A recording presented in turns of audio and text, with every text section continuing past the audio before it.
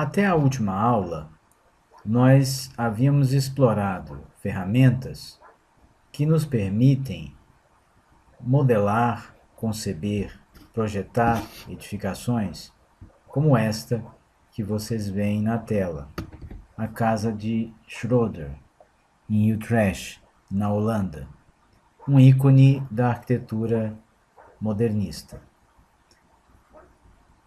A partir de hoje, nós vamos começar a utilizar outras ferramentas.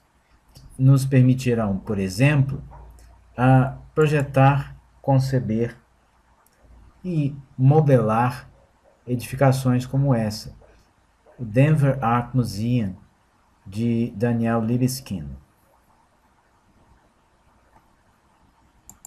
Para isso, nós vamos utilizar o mesmo arquivo que nós construímos na última aula, ou seja, esse terreno de topografia acidentada, mas já com uma terraplanagem, onde eu encontro um platô de 10 metros por 10 metros.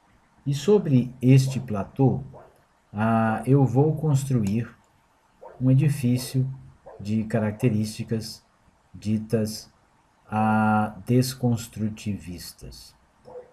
Sem querendo entrar no mérito da precisa definição desse termo, nós vamos assumi-lo como de um edifício onde, do ponto de vista formalístico, ele se constitui numa composição de faces ainda planares, mas que se interceptam, estabelecendo uma composição onde as angulações são predominantemente diferentes de 90 graus. Para isso, nós vamos, num primeiro momento, criar uma laje de piso sobre este platô. E para que isso seja possível, nós vamos selecionar o Vector Line, vou me certificar de que eu estou com este comando construindo uma extrusão tridimensional, vou assumir as condições de default que aqui se encontram, não estou inserindo, estou trabalhando com uma altura dinâmica. E vou me certificar também de que a minha textura selecionada, o meu material selecionado, não é este do terreno, que é o material 1, mas o material 2, apenas para estabelecer uma distinção. Posteriormente, eu poderia decidir com mais precisão que material esse seria. À medida em que eu seleciono essas duas variáveis, ou seja, o Vector Line e o 3D Extrusion, eu vou vir aqui e vou pedir, se o meu plano estiver travado em algum lugar, que ele se destrave. Eu posso trabalhar com ele dinâmico, desde que eu me assegure de que o meu cursor está sempre sobre essa face de topo. Eu posso simplesmente travá-lo nessa posição específica, para que eu possa então construir a base da minha edificação. Essa laje será constituída a partir de um polígono irregular, aproximadamente com essa forma e dimensões. Vou traçar uma reta aqui, uma outra mais ou menos nessa direção, uma terceira que vem até aqui à frente, quase na borda, mas sem tocar a borda do platô.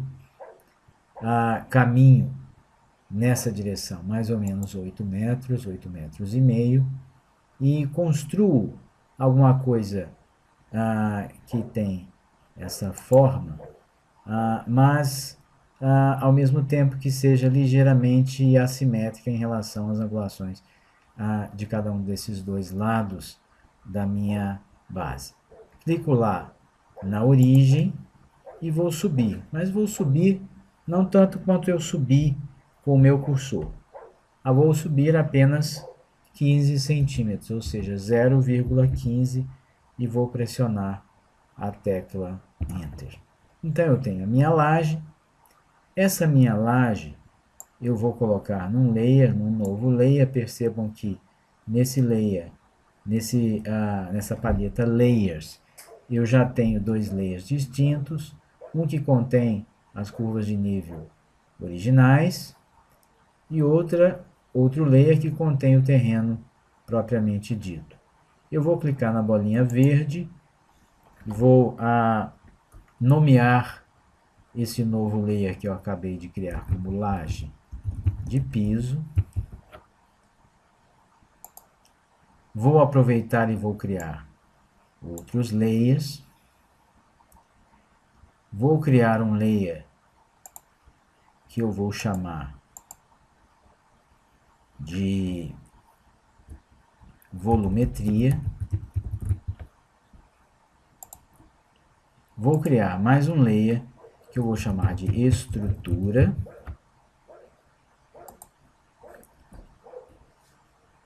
E ainda mais um layer que eu vou chamar de vedações externas.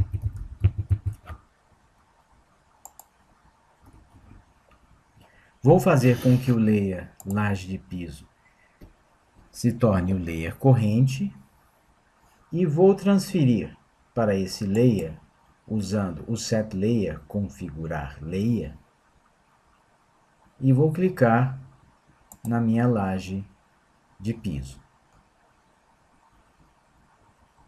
Por fim, vou fazer com que o meu layer volumetria se torne o layer ativo.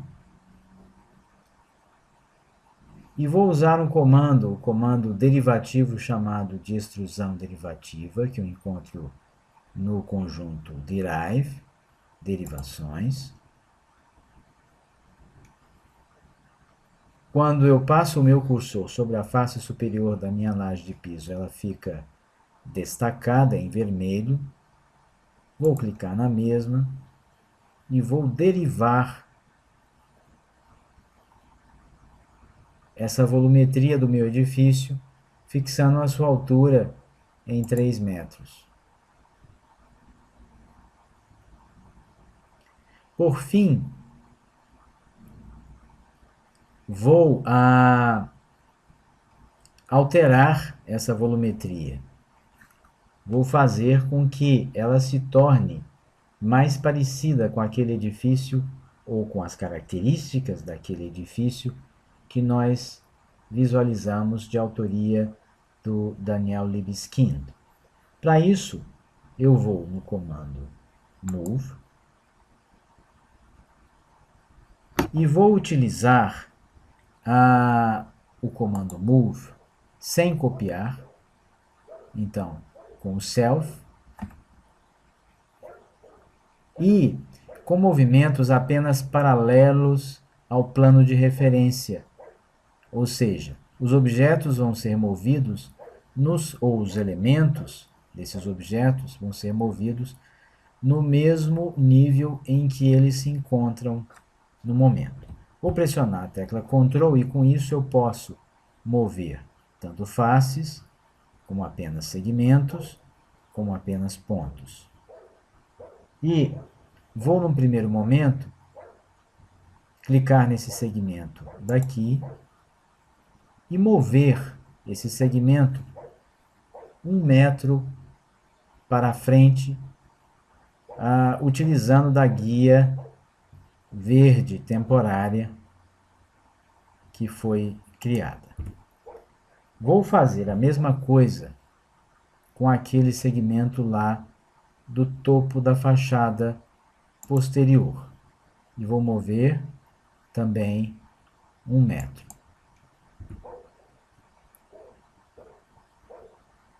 Por fim, vou elevar esses mesmos segmentos, agora utilizando perpendicular to reference plane, perpendicular ao plano de referência, e vou elevar esse da frente também em 1 metro.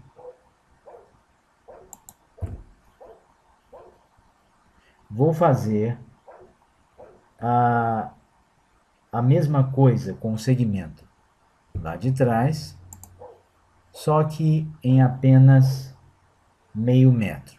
Digamos que eu queira enfatizar essa vista para o vale e lá apenas proporcionar uma demarcação de uma fachada de entrada, por exemplo.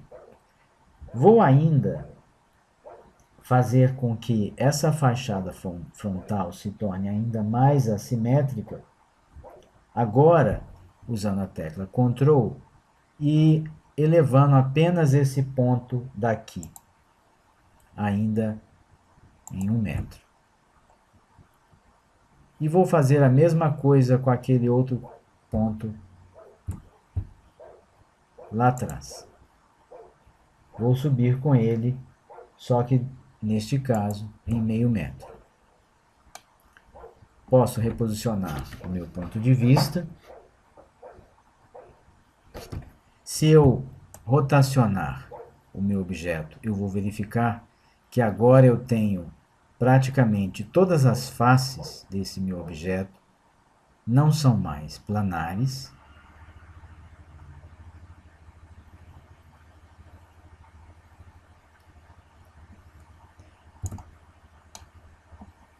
E vamos supor que agora eu quisesse viabilizar tecnicamente a construção deste edifício pelo facetamento destas superfícies curvas, ou pelo seu fracionamento em subfrações planares de forma triangular.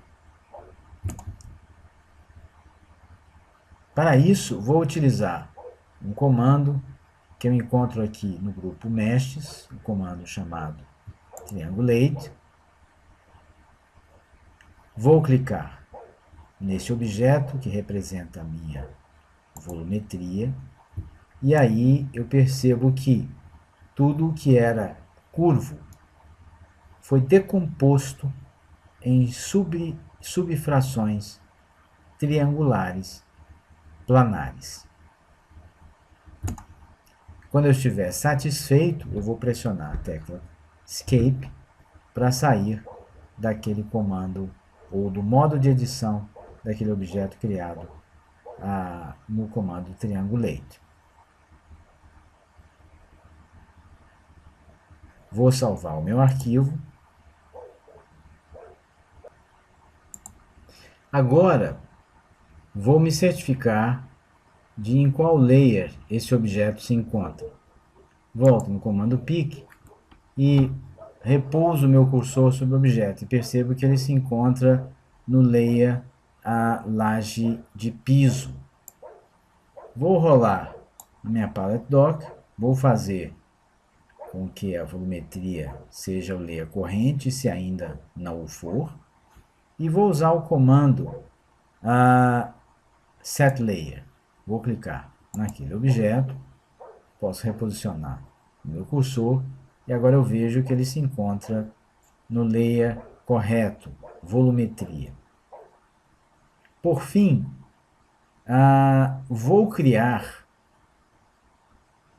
uma estrutura semelhante a essa, só que ligeiramente menor e sempre paralela nas suas superfícies em relação a essa, a uma certa distância para o interior, para que eu possa usar esses segmentos das arestas como guias para a criação de uma estrutura tubular de suporte a essa estrutura que agora eu vejo. Para fazer isso, vou proceder da seguinte maneira. Vou utilizar um comando que eu encontro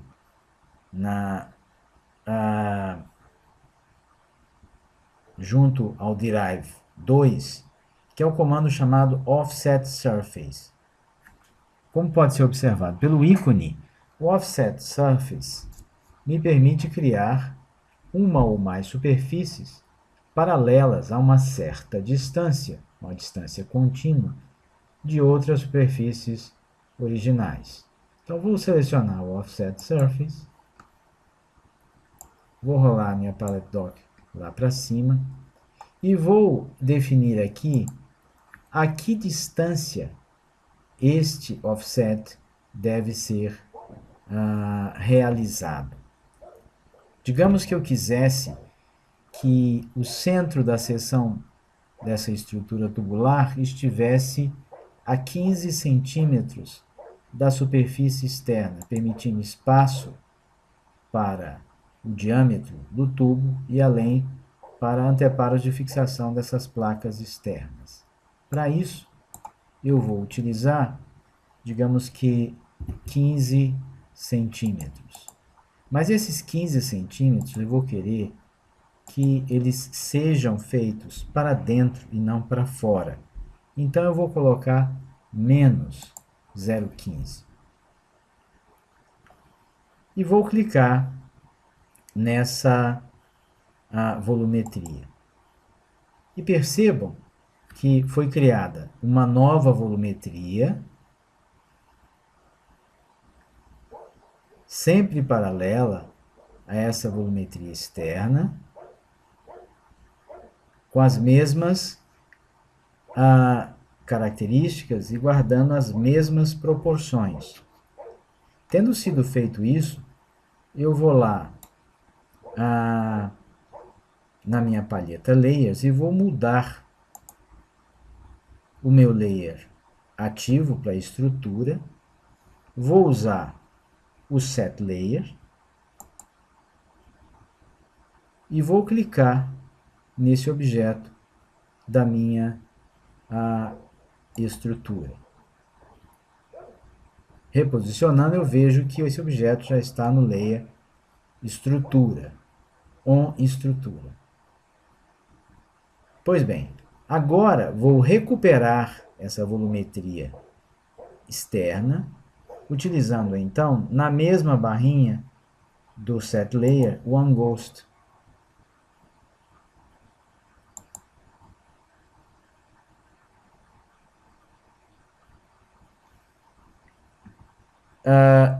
Se eu quiser, eu posso esconder a minha volumetria, guardá-la para um futuro uso. E agora vou utilizar essa superfície facetada, triangulada, como matriz para criar uma estrutura tubular que obedeça rigorosamente às arestas desses triângulos. Para isso, vou usar um comando que eu encontro aqui também no primeiro Derive. Percebam que nós usamos no Derive 2 o Offset Surface, e no Derive, o primeiro, nós vamos usar o Frame. Este Frame, eu preciso especificar o raio desses meus tubos. E, obviamente, eu não vou colocar um raio de 25. Um raio de 25 resultaria em tubos de diâmetro de 50 centímetros, o que seria muito. Então, eu vou colocar um diâmetro de 0,05, ou seja, ou melhor, um raio de 0,05 metros, ou seja, um diâmetro de 10 centímetros. Vou clicar nessa forma triangulada, vou aguardar, e então eu tenho a minha estrutura tubular. Percebam que, como ele seguiu rigorosamente todos os triângulos das superfícies, ele criou também uma estrutura que, do ponto de vista arquitetônico, é indesejada na base. Eu não quero aqueles tubos lá. E a maneira mais fácil de não tê-los não é ir lá agora e apagar, porque eles são um único objeto. É melhor desfazer o que eu fiz aqui agora. Eu vou esconder os layers terreno, por exemplo, o layer laje de piso, Vou visualizar de baixo e vou utilizar o comando delete com a tecla controle pressionada e vou apagar essas faces inferiores. E agora sim vou gerar a minha estrutura apenas com essas faces remanescentes, portanto sem estrutura passando pelo piso. Vou usar novamente o frame, clico no objeto e aguardo. E aí então eu tenho aquela forma que eu inicialmente imaginava, que é a forma onde eu tenho a estrutura tubular nas laterais e no topo, mas não no piso. Vou reativar a laje de piso, posso reativar também o terreno. Se eu estiver satisfeito com o diâmetro da minha tubulação, então eu pressiono a tecla Escape ou seleciono outro comando. Se não, eu venho aqui e vou editar ainda de forma paramétrica este tubo em sua dimensão do raio. Mas, uma vez que eu percebo que é satisfatório, eu vou simplesmente pressionar a tecla ESC. E aí eu tenho a minha estrutura. Sobre essa estrutura, então, se assentaria a minha volumetria.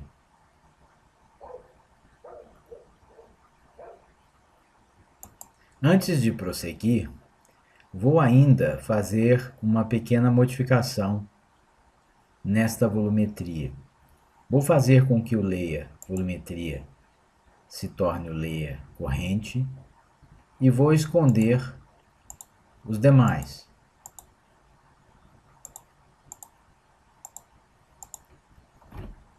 E ficando apenas com aquela volumetria visível, vou visualizar de baixo e vou usar o comando delete usando a tecla Ctrl para apagar apenas essa face inferior.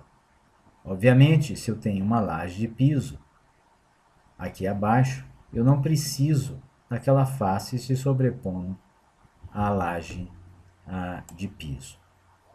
Vou retornar a minha forma de visualização aproximadamente aquela que eu tinha antes.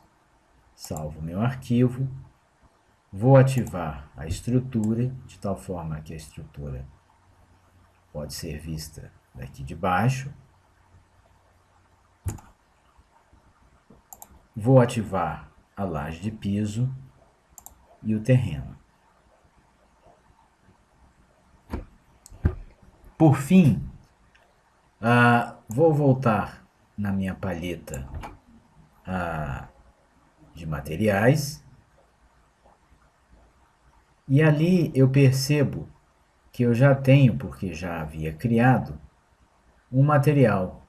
Esse material 3 que eu criei a partir da modificação do material 3 original, utilizando na biblioteca Glass, desse material chamado Glass Daytime, o que, em outras palavras, poderia ser traduzido com um vidro que é protegido da irradiação excessiva do Sol através de uma película que proporciona algum obscurecimento desse vidro.